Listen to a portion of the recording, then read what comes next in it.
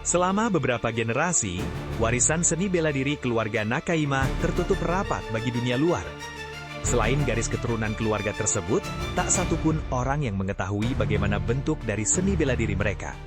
Namun, rantai kerahasiaan tersebut akhirnya terputus pada generasi ini, di mana pintu gerbang keluarga Nakayama akhirnya terbuka untuk umum. Pada tahun 1984, Suguo Sakumoto, murid dari Kenko Nakayama, mengikuti kejuaraan dunia karate di Belanda untuk kategori kata. Di babak final, Sakumoto membawakan kata anan, sebuah teknik yang belum pernah dilihat oleh banyak orang di luar Okinawa dan Jepang. Penonton terpesona oleh penampilannya yang dinamis namun anggun, hingga Sakumoto dianggap sebagai salah satu penampil kata terbaik dan tersukses yang pernah ada di dunia. Melalui video ini, kami akan mengajak Anda mengenali lebih dekat Ryue Ryu, gaya karate milik keluarga Nakayama. Tapi sebelum itu, jangan lupa dukung terus channel ini dengan cara like video, klik subscribe, dan tinggalkan komentar positif Anda terkait tema yang kita bahas. Terima kasih.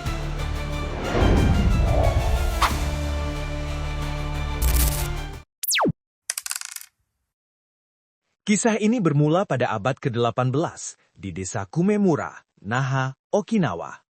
Seorang anak bernama Norisato Nakayama lahir pada Desember 1819 dalam keluarga yang tergolong kaya menurut standar Okinawa waktu itu. Sejak usia muda, ia mengembangkan minat pada seni bela diri dan dikenal di seluruh desa Kumemura sebagai praktisi yang berdedikasi pada budaya serta bela diri. Dibesarkan di lingkungan yang lama berada di bawah pengaruh Tiongkok, Norisato sangat akrab dengan budaya tersebut dan fasih berkomunikasi dalam setidaknya satu dialek bahasa Tiongkok. Sebagaimana pernah dibahas pada video asal-usul 36 keluarga, gelombang imigran dari Tiongkok telah dimulai sejak abad ke-13. Sejak masa dinasti Ming hingga dinasti Qing, jumlah duta besar dan perwira militer yang dikirim ke Okinawa hampir sama banyaknya. Salah satu sosok yang paling terkenal dalam sejarah karate adalah Kusanku. Pada usia 18 tahun, Norisato mendengar bahwa para perwira militer berlatih seni bela diri setiap hari, dan ia pun mengunjungi tempat latihan tersebut. Karena tertarik, ia mengamati latihan dari balik pagar. Salah satu perwira memperhatikan bakat serta potensi Norisato muda. Sejak saat itulah, ia mendapat kesempatan yang membawa langkahnya pada petualangan hidup mempelajari seni bela diri. Dengan bantuan seorang perwira militer Tiongkok, ia diberikan surat pengantar dan menjalani persiapan selama 1 tahun. Pada usia 19 tahun, Norisato meninggalkan kampung halamannya menuju Tiongkok bersama temannya, Kitoku Sakiyama. Mereka harus mengikuti ujian masuk untuk menjadi murid. Norisato lulus, sementara Kitoku gagal dan harus kembali ke Okinawa dengan rasa kecewa. Norisato diterima sebagai murid dari guru Ruruko, yang merupakan instruktur utama Akademi Militer di Beijing. Awalnya, Norisato hanya mempelajari seni bela diri, namun secara bertahap ia mulai mendalami mata pelajaran militer yang dibutuhkan perwira Tiongkok, mulai dari strategi militer kompleks, astrologi, hingga metode penyembuhan holistik yang masih dilestarikan dalam sistem keluarga Nakayama. Bertahun-tahun kemudian diketahui bahwa Ruruko juga menjadi guru bagi Kanryo Higaonna. Namun, terdapat hal janggal mengenai sosok Ruruko versi Ryue Ryu ini. Kesalahan informasi mungkin saja terjadi di zaman itu. Pertama, mengenai jabatan Ruruko sebagai instruktur utama Akademi Militer di Beijing. Hingga kini, nama aslinya masih diperdebatkan karena kurangnya bukti. Jika ia benar-benar instruktur utama di Beijing pada era dinasti Qing, sangat aneh jika tidak ditemukan satupun catatan mengenainya. Mengingat Ruruko hanyalah nama panggilan, kemungkinan besar akademi yang dimaksud Norisato adalah akademi lokal di wilayah Fujian, bukan Beijing. Beberapa catatan menunjukkan akademi militer di selatan sudah mengadopsi gaya modern pengaruh barat, sementara wilayah utara masih menekankan seni bela diri dan pengobatan tradisional. Kedua, ada kemungkinan Norisato tidak menyadari bahwa tempat yang ia datangi sebenarnya adalah akademi militer, bukan sekedar akademi seni bela diri biasa, yang menjelaskan ketatnya proses penerimaan siswa. Norisato dinyatakan lulus pada usia sekitar 26 tahun setelah belajar selama 7 tahun di bawah bimbingan Ruruko. Sebagai murid yang berdedikasi, ia dipercayakan untuk membawa beberapa teks kuno, yaitu Bubishi, Hyoronshi, Kokutsuki, Kenyushin, dan Yojoho. Bubishi berarti catatan persiapan militer, merupakan panduan teknik bertarung dan pengetahuan pendukung pejuang. Hyoronshi berarti risalah analisis yang membahas teori, strategi, dan evaluasi taktis pertempuran. Kokutsuki atau Kokushi berarti seni menusuk titik, berisi cara penggunaan jari untuk menyerang titik saraf. Kenyushin berarti tinju yang memasuki jiwa, menekankan bahwa bela diri harus meresap ke dalam karakter dan mentalitas. Yojoho berarti metode memelihara kehidupan, berisi cara menjaga kesehatan tubuh praktisi. Kelima teks ini membentuk kesatuan utuh, teknik, yaitu Bubishi, strategi, yaitu Hyoronshi, anatomi, yaitu Kokutsuki, mental, yaitu Kenyushin, dan kesehatan, yaitu Yojoho. Sebelum pulang, Norisato sempat berkelana di Tiongkok dan belajar dari berbagai praktisi untuk digabungkan ke dalam sistem pribadinya.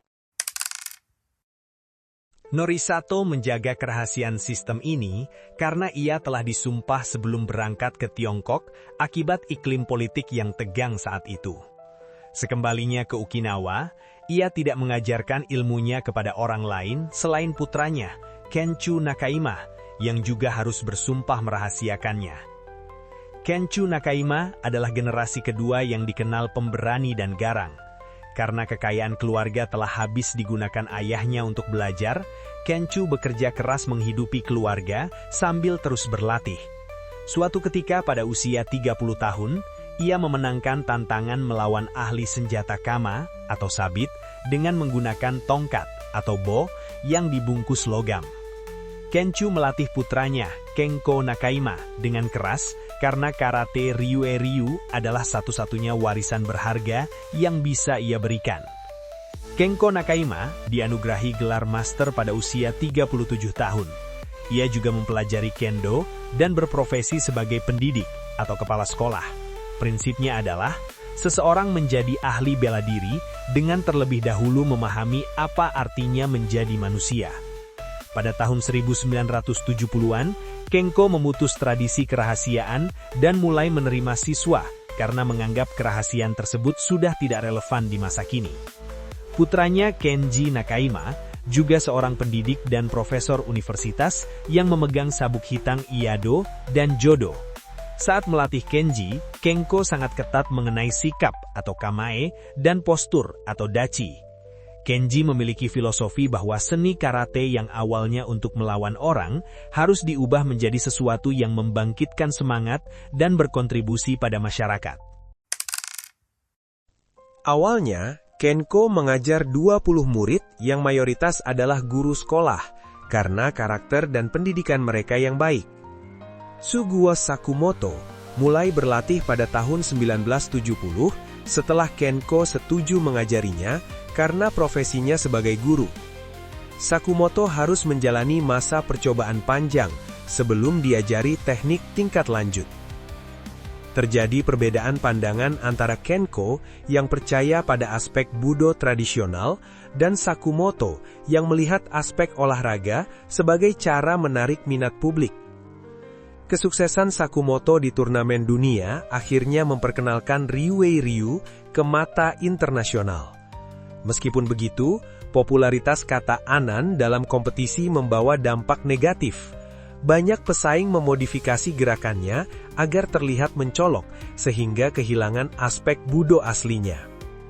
Teruo Hayashi, pendiri Hayashi Shitoryu, juga mengadopsi dan mengkodifikasi Anan ke dalam standar Shitoryu, yang kemudian diikuti banyak orang, namun sering mengabaikan keaslian karate Okinawa.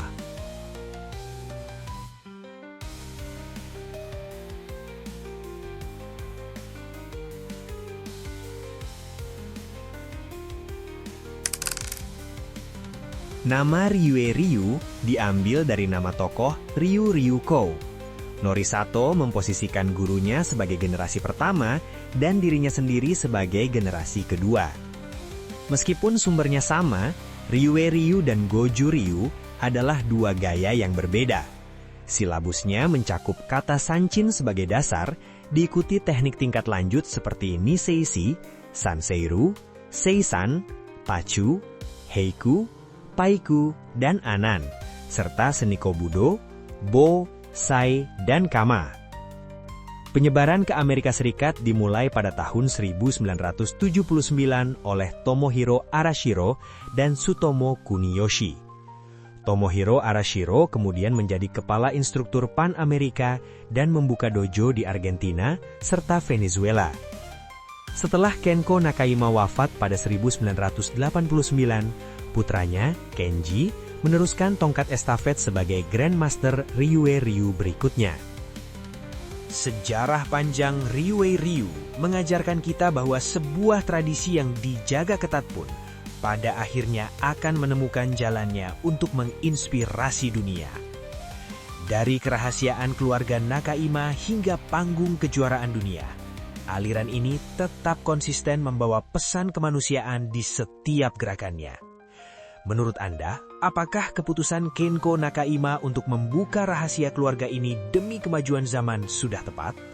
Ataukah ada keunikan yang hilang saat sebuah bela diri rahasia menjadi konsumsi publik? Tuliskan pendapat Anda di kolom komentar. Kami sangat ingin mendengarnya. Sampai jumpa lagi di Bahas Budo berikutnya.